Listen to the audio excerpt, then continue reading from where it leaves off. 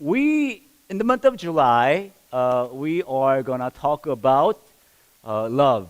So title is love. Actually, I was actually thinking and praying and reading Bible, and just trying to figure out what series am I gonna do this month of June here at CIC. And I was reading a book of Ruth, and I was thinking, oh, maybe we can talk about something from this book of Ruth. So I came up with the idea because the book of Ruth is all about this, relationship, love between this Ruth and Boaz, right? So, and I was thinking, what should I do with the video, for the month, this throughout the series? So I came up with the idea that, I'm gonna show you this Disney Disney music love songs one at a time this month.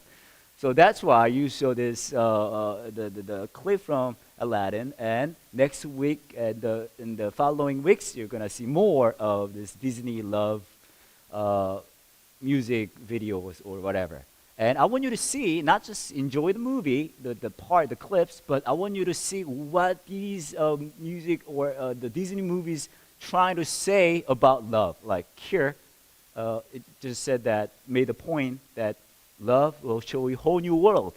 And the coming Sunday, other Sundays, I want you to kind of think about it. Anyway, go back to Ruth. So we're gonna do the series on the book of Ruth. And have you read the book of Ruth before? It has only 4 chapters. It's very short, and I strongly encourage you to read the book. And it's kind of funny because when you think of a Bible, you usually think of like doctrines. Think of usually, it's a description about how great God is, how holy He is. It must be all about God, how, awesome, flawless He is. But if you look at Book of Ruth, it's kind of interesting because it is actually love story. And I kind of found that there are a few things Book of Ruth and Disney movies kind of share.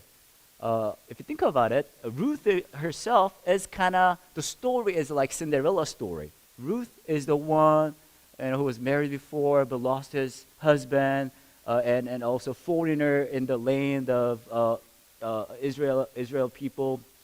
And Boaz, he's rich man, and he's in a way higher position in terms of a socio-economy status. And they met each other, and at the almost first sight, there's like love, like sparkling, and in the end, they happen to be married, and that's happy ending right there. Lived happily ever after. Okay, so it's kind of I found very interestingly enough, very many things kind of in common between these two stories, Book of Ruth and Disney movies. But I'm not saying that Disney movies are wholly like Bible. Okay, just sharing this observation that I found from Bible and the movie. Anyway, so we are gonna cover Book of Ruth in the month of June, and today is the first part of the series. So let's jump into the text. So I want you to look at Book of Ruth, chapter 1, verse 1 to 22. We got a lot of Bible verses today, large chunk. We're gonna read the whole chapter. I'll read all the odd verses. You ready? It's on the screen, it's in the bulletin, it's in the Bible. Here we go. In the days when the judges ruled, there was a famine in the land. So a man from Bethlehem in Judah, together with his wife and 2 sons, went to live for a while in the country of Moab.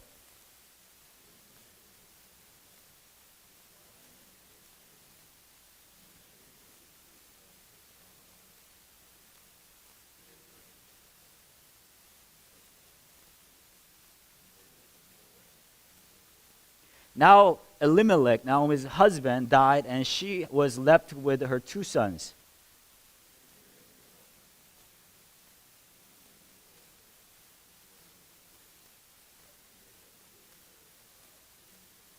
both Mahlon and Chilion also died, and Naomi was left without her two sons and her husband. Naomi and Ruth returned to Bethlehem.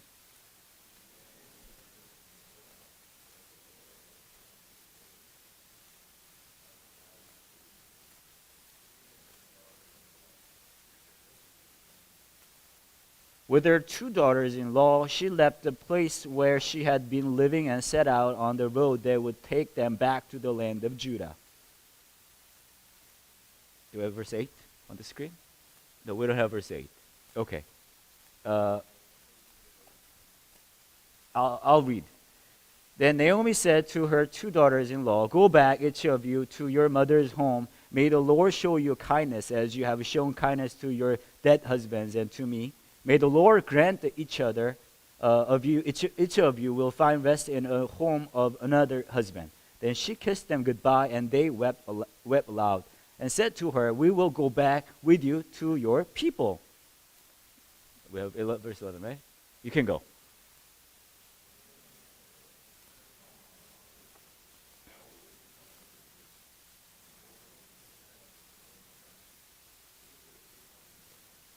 "Return home, my daughters. I am too old to have another husband. Even if I thought there was still hope for me, even if I had a husband tonight and then gave birth to the sons."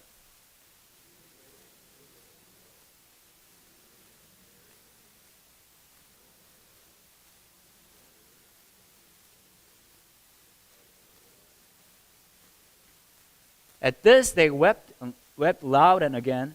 Then Orpah kissed her mother-in-law goodbye, but Ruth clung to her.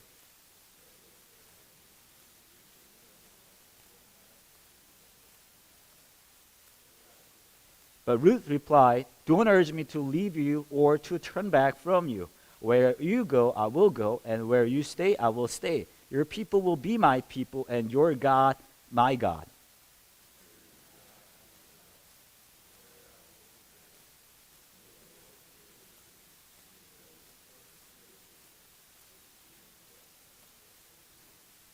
When Naomi realized that Ruth was determined to go with her, she stopped urging her.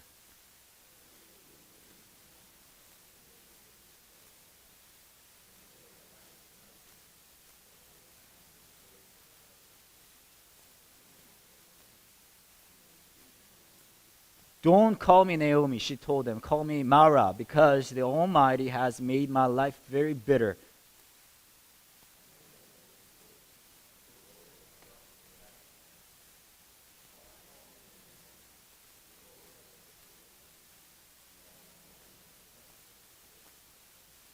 So Naomi returned from Moab, accompanied by Ruth the Moabite, her daughter-in-law, arriving in Bethlehem as the barley harvest was beginning.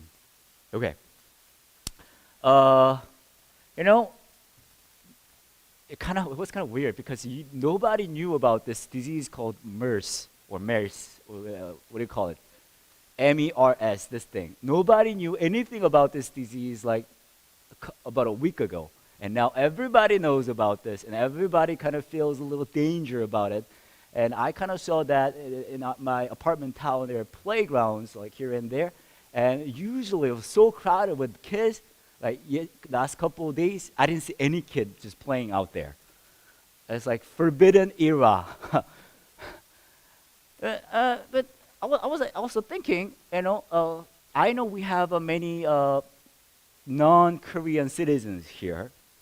And we do kind of experience once in a while that sometimes I kind of feel like I need to fly out of this country. Maybe a while. I'll be out of here a while, And we experience something like, I know, I look like a Korean, but I am a U.S. citizen. And my parents are in States, and I also experienced something like that, number of times before. And I think, even a few days ago, my wife asked me, "Don't you think we have to, visit your mom?"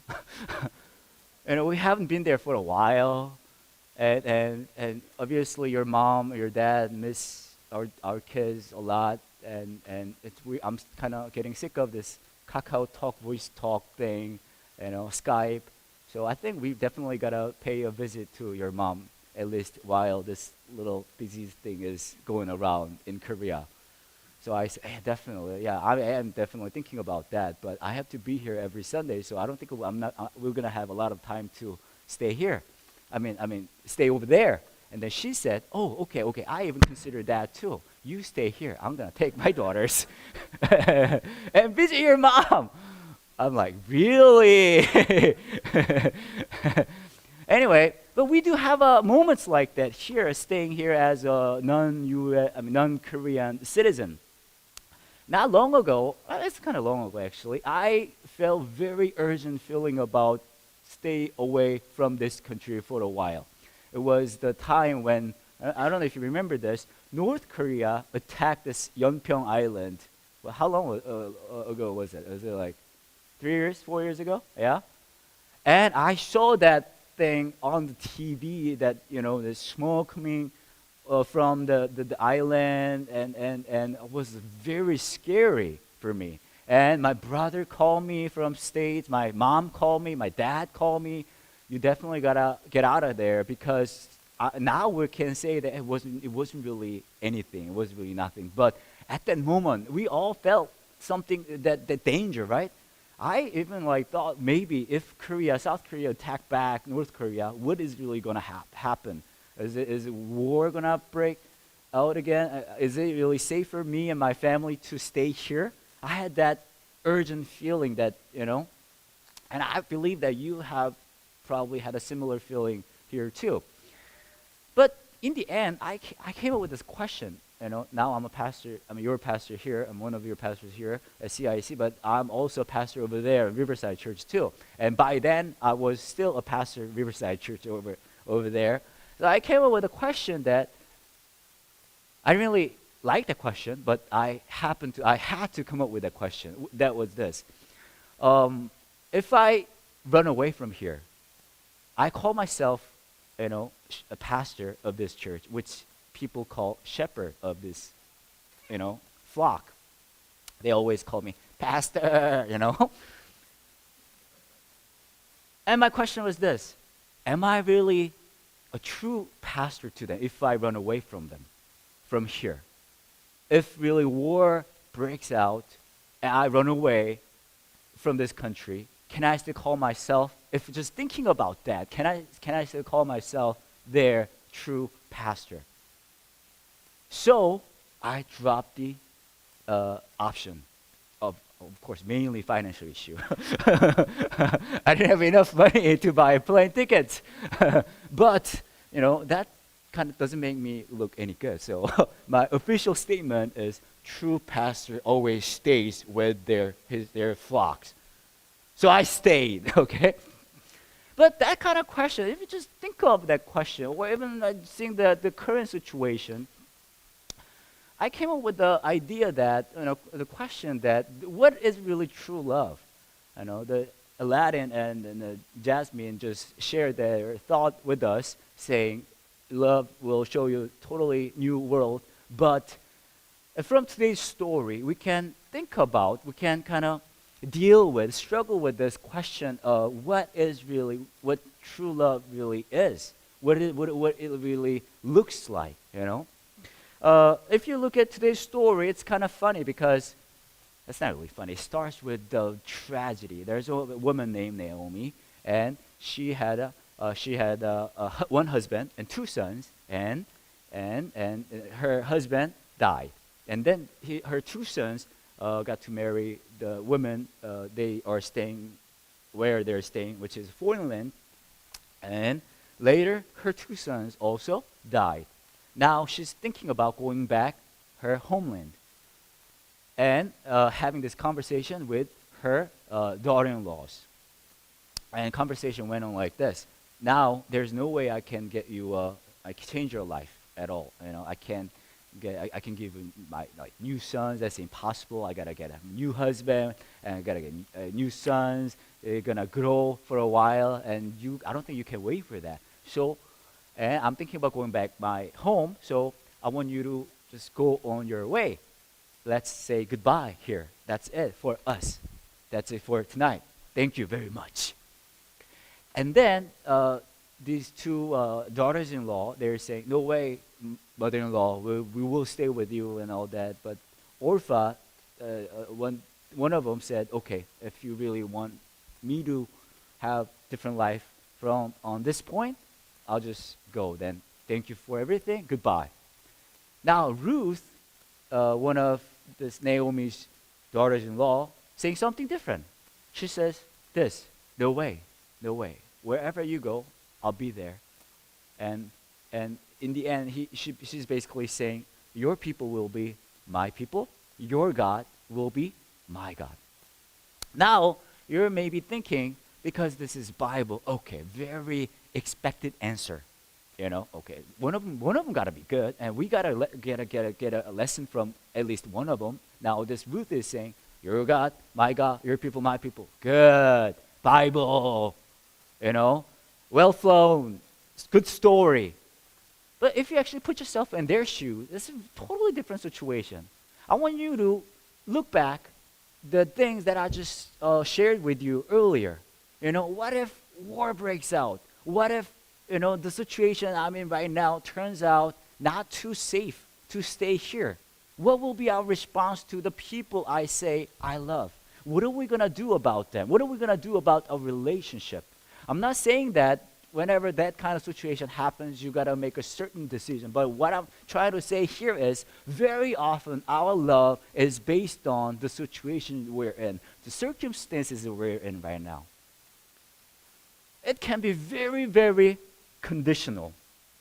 But love from Bible never is conditional. Bible never defines love as conditional. It's always unconditional. It's always something beyond what we experience, beyond what we see, beyond what we really struggle with. Love perseveres. It does. Because that's the essence of love. I don't know if you follow baseball, but they do have a local professional baseball team here in Daejeon. It's called the Hanwha Eagles. Yeah? Have any of you been to a game before? Yeah? Good. It must be not probably this year or very, very long ago, because they stunk for a very long time. Remember that? For many years, these Hanwha Eagles were awful. They're like, as far as I know, from year 2009 or 8, after Beijing Olympic Games, they started doing their sinking or sucking or stinking, and they've been like bottom of the what do you call it, the league standing thing, like right, eighth place, and when they got the 9 teams, then they got 9th place. And then now we got 10 teams, but they're doing really well this year. Nowadays, it is really hard to get a ticket to go to a game. I don't know if you ever tried this year, but as far as I know, 75% of their home games this year all sold out. And even those games not sold out, it was like pretty much almost packed. So this year, it is really, really hard for you to get a ticket to go to the Eagles game. But if you think of last year, or last year, or last year, or last year, or last year, it was extremely easy for you to get a ticket there. Seriously, why? Because they're not good at all. They're like, I even read an article about one of the Eagles fan basically saying, it is a good thing for me to become Eagles fan because it was the best way for me to, it was what he was saying. On Twitter, he said, it is the nicest thing that I've done for my daughters, it was like 5 and 3, was to make them Eagles fans, because it was the best way for me to teach them how to persevere and how to endure and what really unconditional love is. But if you think about it, this year, everybody in this city loves this team, baseball team, right? It's really hard to get a ticket and all that. Even we have this disease going around, in the city around. But I saw their game last night and the Friday night too, almost packed. I'm like, oh, what's really going on? Korean people are very sensitive about this kind of thing, yet they go to game because they love Eagles so much. Why? because they're doing really good. They're a good team now. But previous years, last year, very, very long time, they're not doing really well. And the stadium, the baseball field was empty. Even baseball players, I believe that they didn't even want to go to game. But they are so well loved right now. Why? Because they're doing really well. Because love, we think, usually is so conditional. I mean, think about it. If the Aladdin boy, if he didn't have that lamp, if he didn't get that genie in his hand, do you think that princess really go out with him like that? No, there's no whole new world. There's still that old ugly world. Nothing new. Why? Because we see our love with the circumstances we're in. But if you look at today's story, it is not like that. If you're Ruth, would you really make the same decision that Ruth made in the Bible? Really? Probably not. First of all, daughter-in-law, mother-in-law. This relationship, come on.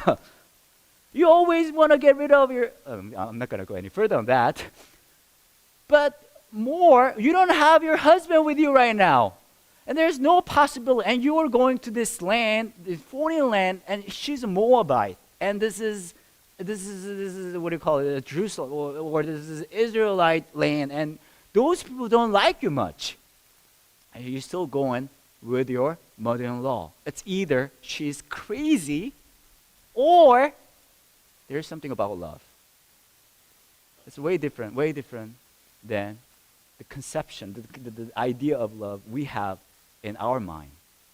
Bible, when it talks about love, it's never about you're going to have a super love that you're going to enjoy much, and everything will be fine, and everything will be so lovable, and your husband will be always lovable.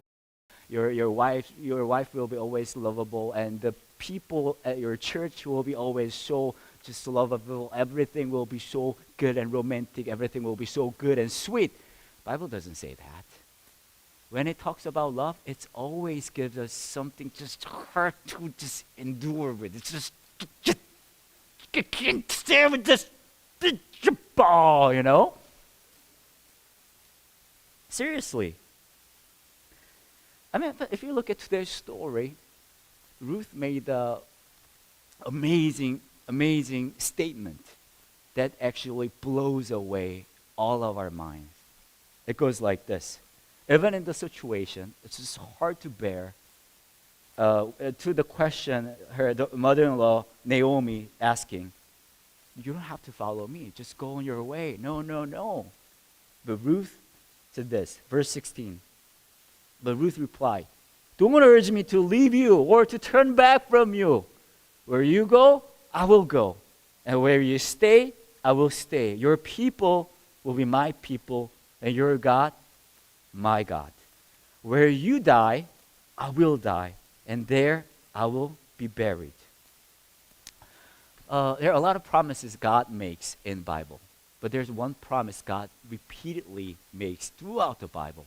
It's not that I'm going to make you rich. It's not that I'm going to make you look fancy. It's not that I'm going to give you new Porsche. I hope that really is true, but that's not true. But there's one promise God makes over and over and over and over and over and over again throughout the Bible, which is this. You will be my people, and I will be your God. This relationship I have, I will never, ever abandon. This is something I'm going to go with all the way to the end.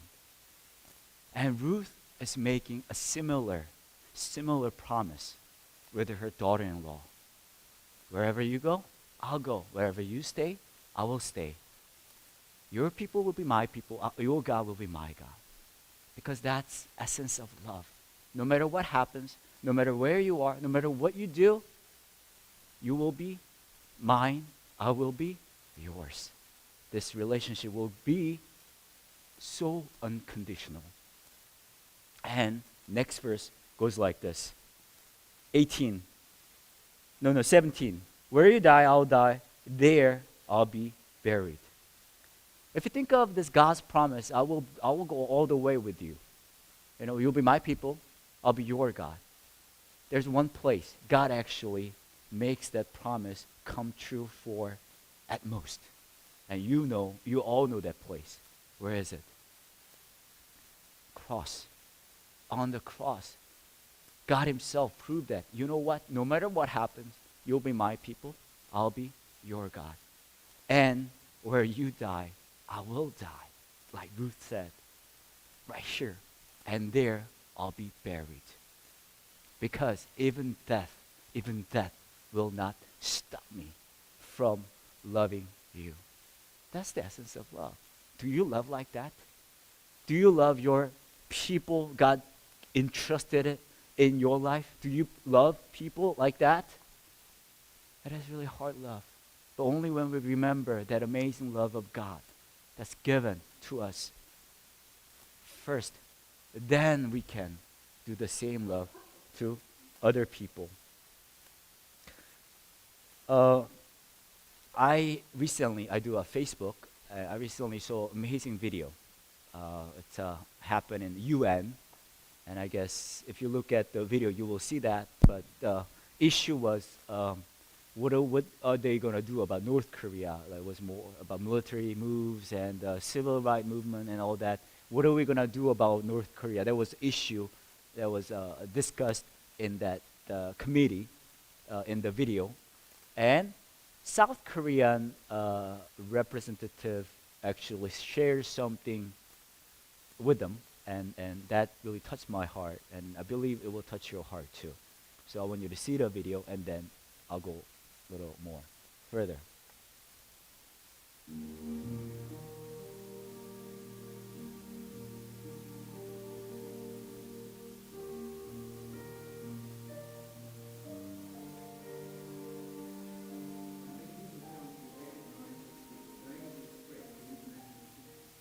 When we first came to the country 2 years ago, one of the first issues we tackled was the DPRK nuclear and nuclear issue.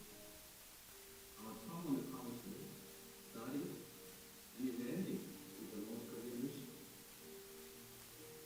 This must be disappointing. But I'm saying this with a heavy heart. For South Koreans, people in North Korea, not just illegally. Millions of South Koreans still have our family members and relatives living in the North. Even though we never hear from them, even though by now the pain of separation has become a cold fact of life, just a few hundred kilometers away from where we live. We cannot read what is described in the CIC report without it breaking our hearts. We cannot listen to stories of North Korean detectives without sharing in their fears, without feeling as if we are there with them, experiencing freedom. We only hope that one day in the future, when we look back on what we did today, we will be able to say that we did the right thing for the people of North Korea, for the lives of every man and woman, boy and girl, who have the same human rights as the rest of us.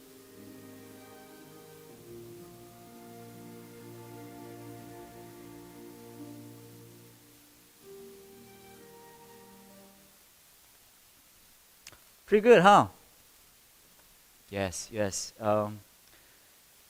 One interesting thing I found from the video is this, that Korean rap was sharing basically North Korean people are not just anybody. They're our people. And we cannot really hear that kind of report about North Korea. They're not really living well without sharing tears and all that. But one thing I found very interesting was this. He said, in the future, let's make a decision. In the future, when we look back, let's make a decision that we can say, we did the right thing. We all look for things that we can do right. Even little thing in your life, right? But think about it. Without love, there's nothing we can do right. Maybe you can say the Ruth's decision right now in chapter 1, it may look very foolish. It may look very just silly. Why? It was the only chance for you to run away from this awful situation. Why do you stay? But in the end, we know that she did the right thing. Why? Because she didn't give up her love for her mother-in-law. There's a song I really love. It's a Christian song. It's called The Love Song by Third Day. It's a Christian rock band. They know how to rock. And the lyrics goes like this. I want you to listen to this. And it's on the screen too. I've heard it said that a man would climb a mountain just to be with the one he loves. How many times has he broken that promise? Has never been done. I never climbed the highest mountain, but I walked the hill of Calvary. Just to be with you, I would do anything. There's no price I would not pay. Just to be with you, I'll give everything. I would give my life away. I've heard it said that a man would swim the ocean just to be with the one he loves. But all of those dreams are on empty motion. It can never be done. I've never swam the deepest ocean, but I walked upon the raging sea. Just to be with you, I would do anything. There's no price I would not pay. Just to be with you, I would give everything. I would give my life away. And this is bridge part, and I love this part. I know that you don't understand the fullness of my love, how I died upon the cross for your sins. And I know that you don't realize how much that I gave you. But I promise, I would do it all again. Why? Why? Because love actually perseveres. Love actually never ever gives up. Do you do that kind of love? Do you have that kind of love in your life? Remember that amazing love He's done for you already. And just try to do a little bit of that every day in your life. Let's pray. As we pray, I want you to have this moment of silence. I want you to think of somebody. Maybe you are having really hard time to love. It can be your family member. It can be somebody from your work. It can be, I don't know, your old friend. Maybe you are so hurt by that person.